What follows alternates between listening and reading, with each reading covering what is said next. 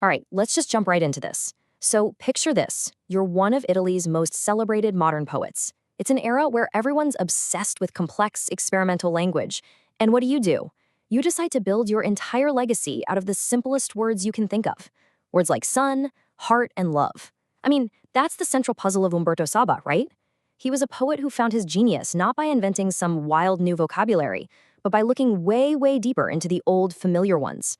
And hey, don't just take my word for it. Saba tells us this himself. Now, this quote, it might sound almost childishly simple, right? But you got to understand, in the early 20th century, this was basically a poetic declaration of war.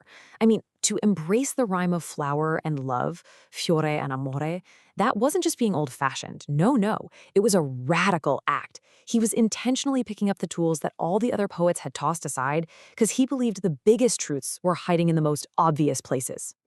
So, to put it into perspective, the poetry of his time, it was a total performance. It was all about being difficult, hermetic, avant-garde, basically artificial. And then you have Saba, who just goes in the complete opposite direction. He picks words like sun, heart, love, flower. His vocabulary was grounded, it was direct, and it was so, so human. You see, he wasn't just writing poems, he was making a stand for a totally different kind of truth. Okay, so the big question is why? Why make this choice? Well, to really get it, you have to get the man behind the poetry. In Saba's entire life, man, it was a story of division, just a whole series of conflicts that defined him right from the moment he was born. I mean, just look at the setup. He grew up in Trieste, this city at a crossroads of cultures, Italian, Slavic, Germanic, a place that kind of belonged to everyone and no one at the same time. Then his parents, a Jewish mother and a Christian father who took off before he was even born. And maybe most importantly, he was literally torn between two mothers. You have his biological mom, who is really stern and sad, and then his wet nurse, Peppa, who is just this source of pure joy and love for him. So yeah, every single part of his identity was a contradiction. And that created this deep, lifelong inner turmoil. And he had this perfect phrase for his hometown, Trieste. He called it a scontrosa grazia, a gruff grace. I mean, just think about that for a second. That little phrase, it captures his entire worldview. He was someone who could find beauty in the harshness, who could see love wrapped up in pain. He didn't try to fix these contradictions or smooth them over. Nope. Instead, he made them the absolute foundation of his art.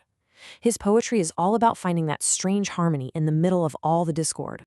Well, as you can probably guess, all that internal pressure, eventually, it just became too much to handle.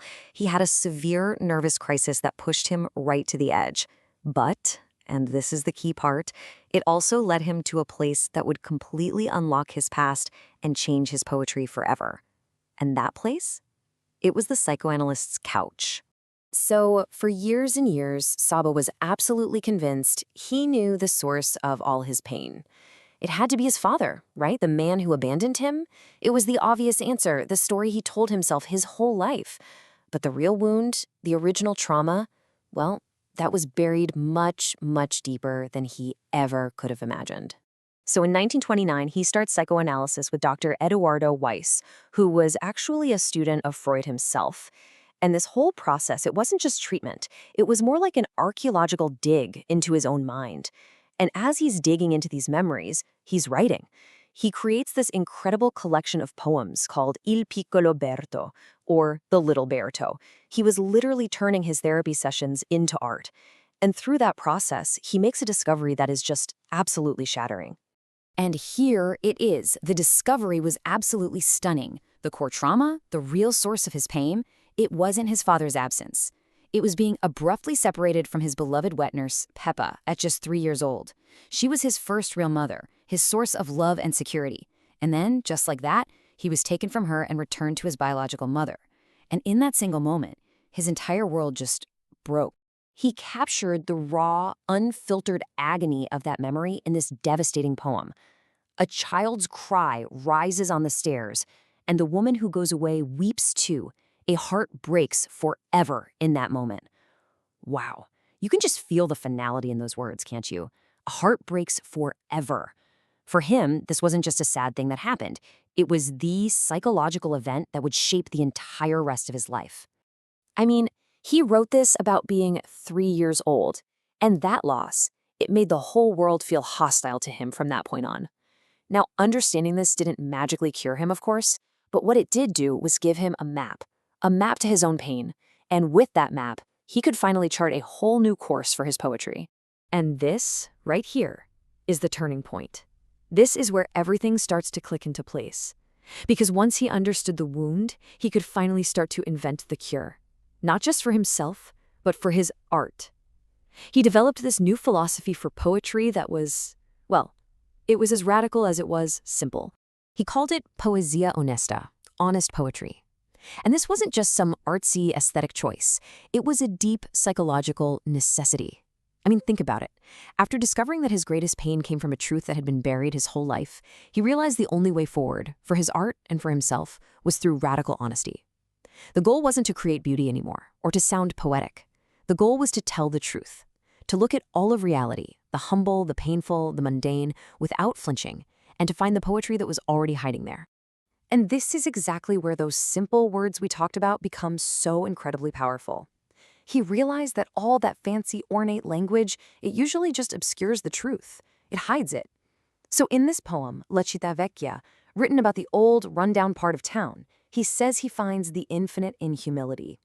See, for Saba, using a common word wasn't a failure of imagination. Oh no, it was a scalpel. It was a tool sharp enough to cut right through all the pretense and reveal the profound, incredible meaning that was hidden in the most ordinary parts of life. And his commitment to this honest poetry, I mean, it could be pretty shocking. In one of his most famous poems, A mia moglie, to my wife, he compares her not to a goddess or star, but to common farm animals, a young white hen, a cow, a dog. Now, you can imagine his contemporaries thought this was scandalous. But for Saba, it was the only way to express a true love, not some idealized, artificial love, but something deep and earthy and profoundly real. It was his way of saying, I see you for exactly who you are, with all your quirks and imperfections, and that is precisely what I love. So, okay, we've talked about his life, his pain, his poetry, but why does this poet from a century ago still matter to us today? What's the big takeaway here? You know, it really all boils down to the search for authenticity.